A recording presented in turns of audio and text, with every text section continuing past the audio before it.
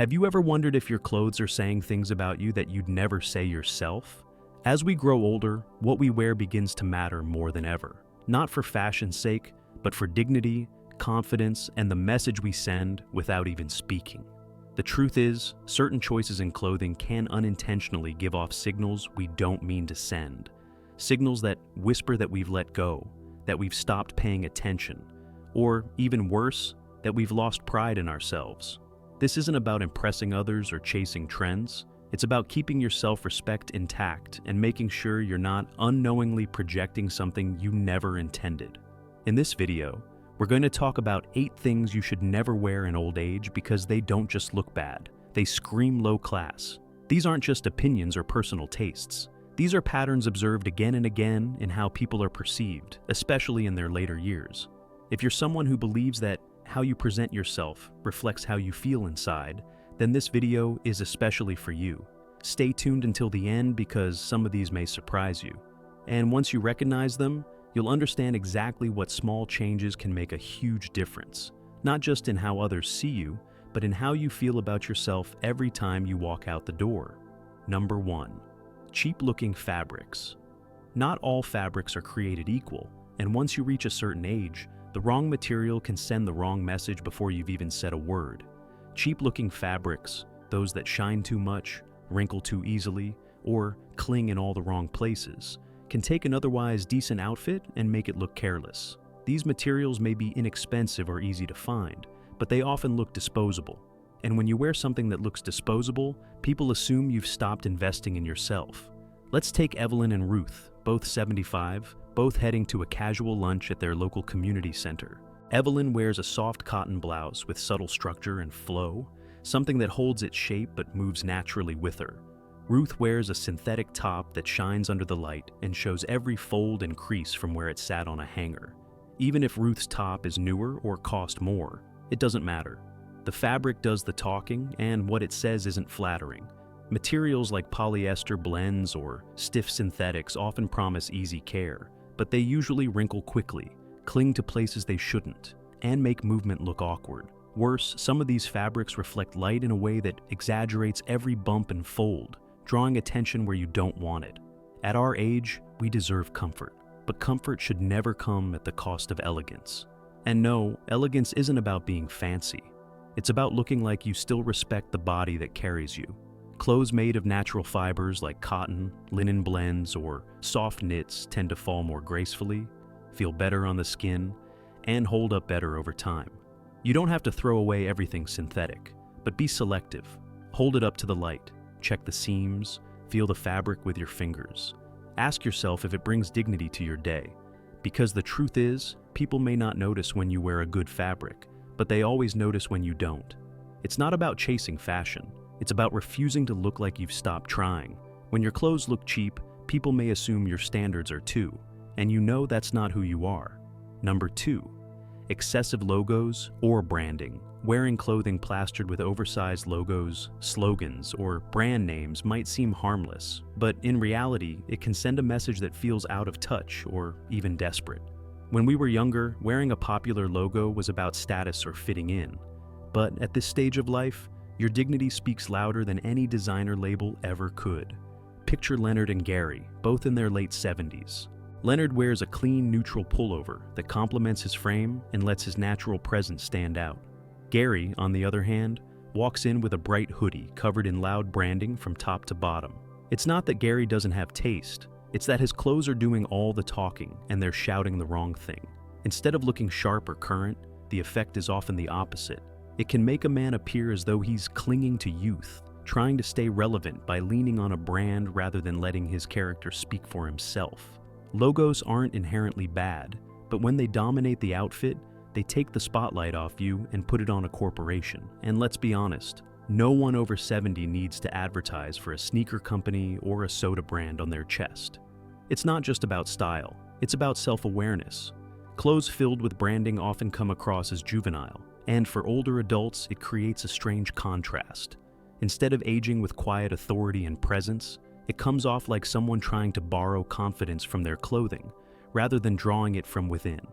There's power in understatement, a solid color, a soft pattern, a classic fit. These things say something far more meaningful than any logo ever could. They say you're at ease with who you are, not trying to be anyone else. They say you've lived long enough to understand that value doesn't come from what's printed on your shirt. It comes from what you carry in your voice, your manner, and your memory. So next time you reach for something with a big brand name on it, pause. Ask yourself who it's really serving, your sense of style, or someone else's profit margin. Because the most attractive thing you can wear is self-respect. If you're still watching this video and finding these insights valuable, please comment number 2 below to let me know you're here. And if you haven't subscribed yet, I recommend you subscribe and turn on the bell so you don't miss any videos. Your support helps us continue creating good content to inform and inspire you. Now, let's move forward. Number 3, ill-fitting clothes. There's nothing that can drag down your appearance faster than clothes that don't fit your body. Whether they're too loose or too tight, ill-fitting garments do more than make you look sloppy. They send a message that you've stopped caring, and that message can be louder than you think. Picture 2 men, both 76 years old. One wears a shirt that drapes like a curtain and pants that bunch around his ankles. The other wears a button-up that fits his shoulders and slacks that sit just right on his waist. They might have similar incomes, health, or even the same shoes, but the way they present themselves tells 2 very different stories. Baggy clothes can make you look like you're hiding, or worse, like you've given up. Clothes that are too tight can make you appear like you're trying too hard to hold on to a past that's already moved on. There's dignity in dressing for the body you have today, not the one you used to have or the one you wish you still had. Tailoring doesn't have to mean expensive suits or designer brands. It means knowing your shape and choosing clothes that gently follow your frame, not fight against it. And if you've recently lost weight or gained a few pounds, it's worth revisiting your wardrobe. Holding on to clothes that no longer fit is like holding on to versions of yourself that no longer serve you. Dressing well in old age isn't about standing out. It's about honoring who you are right now. When your clothes fit you well, you walk differently. You sit with more ease. You speak with more assurance. And whether people realize it or not, they treat you with more respect. Because like it or not, the world reads your clothes before it hears your words. Number 4, worn-out shoes. You can tell a lot about someone by their shoes. It might sound old-fashioned, but scuffed soles, peeling edges, or cracked leather have a way of speaking louder than the words that come out of your mouth. And when you're older, every detail counts. Shoes aren't just functional, they reflect how much you care about yourself. Think about Harold and Dennis, both 81, retired, and enjoying their golden years. Harold wears shoes that are clean, well-maintained, and have clearly been chosen with care. Dennis, on the other hand, wears sneakers with frayed laces and soles worn thin from years of use. He might think nobody notices, but they do. People pick up on those signals, even if they don't say anything. Worn-out shoes give the impression that you've stopped paying attention, that you've stopped showing up for yourself. And that impression doesn't just affect how others see you, it changes how you see yourself. Because when your shoes are falling apart, something in your confidence starts to fray too. You don't need to spend a fortune, you just need to be selective. Stick to classic, comfortable, timeless designs. Make sure they're clean, polished if they're leather, and replaced when they've clearly reached the end of their road. And if bending over to tie your laces or struggling with stiff shoes has become a daily challenge, it might be time to explore options that offer both ease and style. There are slip-on designs now that look elegant and feel supportive, so you don't have to sacrifice comfort to look put together. And let's not forget safety. Old shoes often mean slippery soles or poor arch support, and that can lead to falls, which in our age is no small matter. The small act of wearing solid, presentable shoes does more than protect your feet. It grounds you. It tells people you're still standing tall, still showing up, still paying attention to the world and your place in it. If you're still watching this video and finding these insights valuable, please comment number 4 below to let me know you're here. And if you haven't subscribed yet, I recommend you subscribe and turn on the bell so you don't miss any videos. Your support helps us continue creating good content to inform and inspire you. Now, let's move forward. Number 5, outdated accessories. There's a quiet way time sneaks into your appearance, and it often shows up in the details, particularly the accessories we carry or wear without a second thought. That old belt with the cracking leather, the glasses frame that hasn't seen a new shape since the 1980s, or the handbag that's been patched one too many times. These aren't just harmless signs of nostalgia, they can quickly signal that you're holding on to the past in ways that are aging you more than helping you. Let's look at two women, Norma and Alice, both 74. Norma carries a soft leather handbag in a classic color, something well cared for, but timeless. Alice, meanwhile, brings her belongings in a worn tote with faded cartoon prints from decades ago. She might feel attached to it, or maybe she hasn't thought twice about replacing it. But to everyone around her, that bag doesn't look vintage, it just looks tired. Accessories speak, and in your later years, they speak louder. When something like a belt, watch, pair of glasses, or even a hat doesn't match the energy or care you put into the rest of your appearance, it breaks the whole picture. People may not know why something feels off, but they feel it, and it subtly shifts how they respond to you. Worse, it can do the same to how you see yourself. You don't need to throw out everything old, but you do need to ask whether what you're wearing still reflects the person you are now. We all evolve, and your accessories should too. Holding on to an object from 20 years ago isn't loyalty, it's inertia. And inertia doesn't help you move forward. Start small, replace one thing. Update your reading glasses with a frame that suits your current face shape. Try a belt in a fresh neutral color. Choose a bag that isn't flashy but feels solid and intentional. You'll be surprised at how much younger, more composed, and more confident you feel when the little things around you are as current as the wisdom inside you. After all, growing older isn't about staying stuck. It's about staying sharp. And sometimes the sharpest change you can make is the one dangling from your wrist or hanging from your shoulder. Number 6. Juvenile graphics or prints. There's something jarring about seeing a grown man or woman in their 70s wearing a shirt with a cartoon character, a silly slogan, or a trendy graphic meant for someone 5 decades younger. It's not that laughter or playfulness has an age limit. It doesn't. But the message your clothing sends should match the depth of the life you've lived. When you wear a shirt that looks like it was picked up in the teenage section, it doesn't say you're youthful. It says you've lost track of what suits you now. Take Linda and Barbara, both 78. Linda shows up to a weekend gathering wearing a simple soft-tone blouse with a delicate pattern that complements her features. Barbara arrives in a t-shirt with a talking taco and the words "Let's Salsa" printed across the chest. The room doesn't laugh, they blink. Because it's not charming, it's confusing. And whether she realizes it or not, that confusion casts a shadow over the grace she otherwise carries. When you reach a certain stage in life, you've earned the right to be taken seriously without being somber. But juvenile prints and loud gimmicks on clothing do the opposite. They can turn a thoughtful conversation into a quiet judgment. It's not about being uptight, it's about being aware. The truth is, a shirt with a cartoon or a trendy phrase might feel fun when you put it on. But out in the world, it often comes across as trying too hard. Or, worse, trying to hide. Because humor, when forced onto a garment, rarely lands with the dignity you think it might. Instead, aim for subtlety. Choose patterns that reflect your calm confidence. Soft florals, classic stripes, earthy textures. These don't scream, they speak gently. They say you know who you are, and they don't need to be funny to be warm or loud to be seen. If you've ever wondered why people aren't engaging with you the way they used to, take a moment to glance at your shirt. Is it speaking for you in a voice that isn't yours? You've lived through eras, movements, and moments that younger generations can't even imagine. Don't let a silly slogan drown out all that history. Because dignity doesn't need to perform. It just needs to show up quietly and consistently. If you're still watching this video and finding these insights valuable, please comment number 6 below to let me know you're here. And if you haven't subscribed yet, I recommend you subscribe and turn on the bell so you don't miss any videos.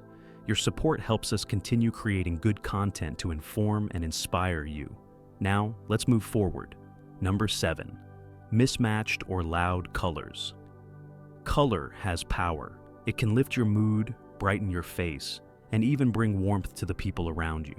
But when colors are mismatched, too loud, or clash aggressively, they don't just distract, they overwhelm. In your younger years, maybe you experimented with neon greens, hot pinks, or bold prints that looked like they came from a carnival tent. That's fine. But after a certain point in life, harmony matters more than shock value.